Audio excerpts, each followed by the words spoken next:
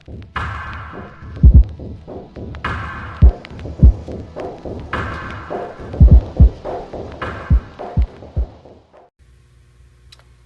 y'all. Okay, so this video is for my Dylusions people. Now, I've mentioned this line a lot because I love Diane Reevely's work. She's the one who does the things that looks like these, as well as she has paints, pens, paint pens, she has stencils, she has all kinds of stuff, and she's more of a, I want to say, whimsical, colorful, bright, like lighter type of signature designer or color user. Now, I have her whole starter Dylusions line, and I've had these for years. They've been inside of these containers. I just keep them inside of these. These are like the Ranger bags and Dylusions bags. This is like her artwork, and this is like something from like they take pieces of their art and they make bags out of it, or they use it in their signature line. Her art, or I should say her paint, these paints are, I'm thinking they're still available, but I'm not exactly sure. These ones have a wider mouth, and they used to dry out very, very fast. So they ended up changing the line, and they come in a variety of colors, right? So this is After Midnight. She has, her colors is like very bright. She like vivid, bright colors.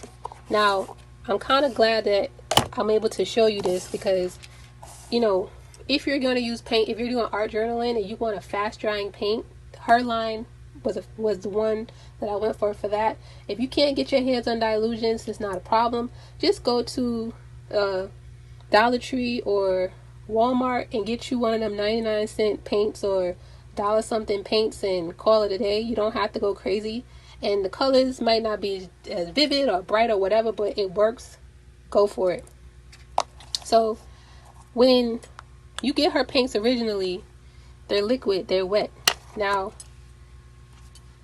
they're fluid, very fluid.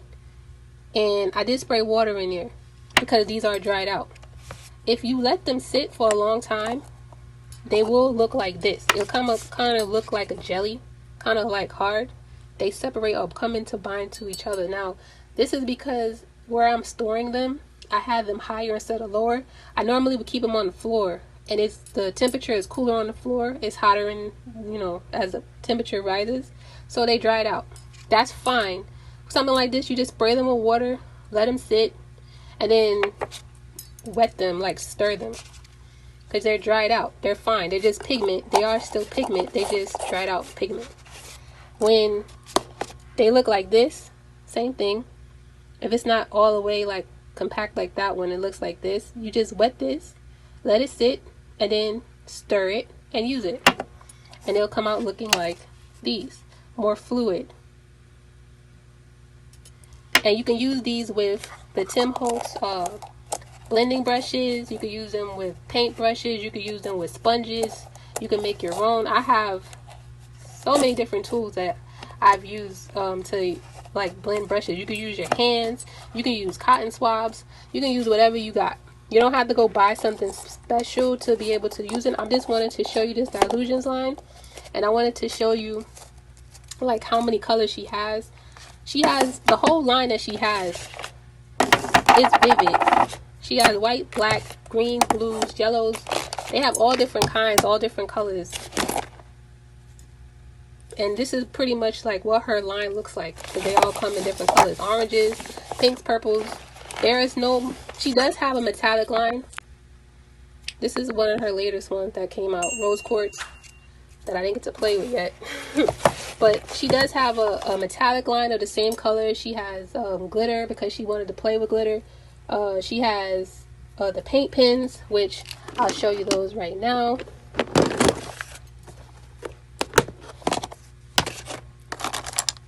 These are what her paint pens look like, and these are the same pens that hold it in, like they pretty much are fluid. They're just the same way as these that are inside of here are color line. You had to shake them, and the tip on them, they're nibs, so you got to be careful because they will break, but you just be careful.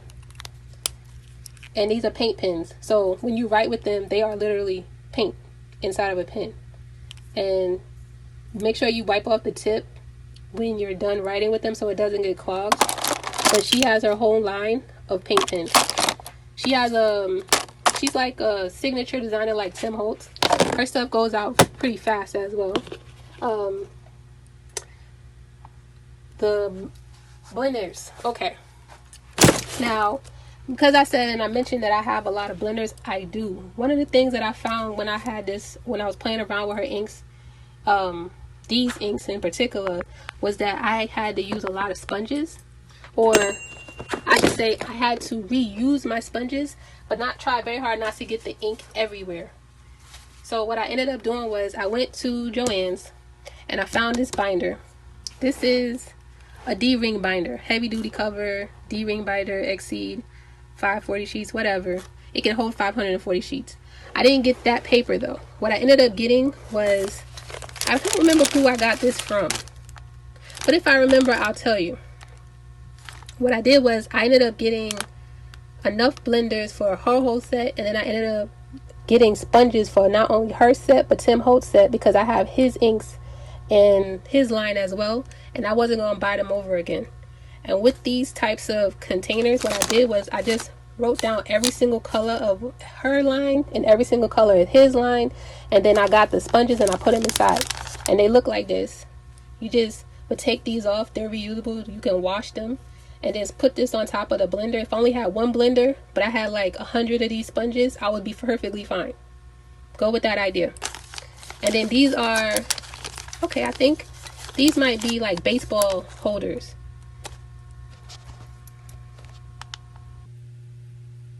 Okay, so one of the things that I use, and I'm suggesting, these brushes, I got them off of Amazon.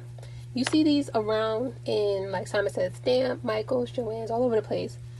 I was not going to spend that much money on brushes that I might not use, so I just picked up a pack like years ago, and I just had them on the side. I'm going to use one of these. I'm going to try them. Okay, y'all, so you see that for the paints that I just showed you, the Dylusions line, as well as in Tim Holtz line, his inks, ink pads I should say, he has a blender. They look like these. What I did was, because you might not be able to get your hands on many of them, or either you can't afford it or you don't want to, it's up to you. You can get a couple of them and then buy a whole bunch of these foams, and what you do, these are Velcro on the back. You just peel them off, use it for the color that you use, and then take it off, put it inside of here. Because I was using the ink pads originally, this works out for both. So these are baseball card holders. I just made a label for each one, and I could just flip through, pull out the color that I need, and then just throw them inside of here. If you need to wash them, you can, because they are reusable. Some people they do, some people they don't. It's up to you.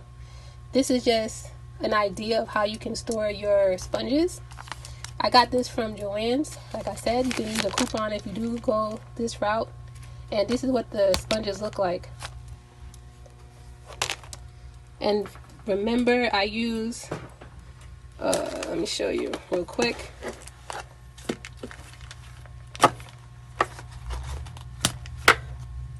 The Tim Holtz line. It looks like these. And this is what the size of in the back of them. When you buy the mini ink pads, you can actually store the sponges in the back of them, which is what I did. So each ink that I got, they have the name in the back, I have the sponge in the back. So whether you have these or you have to get a binder, you're good with your sponges. Hope this helps, and later y'all.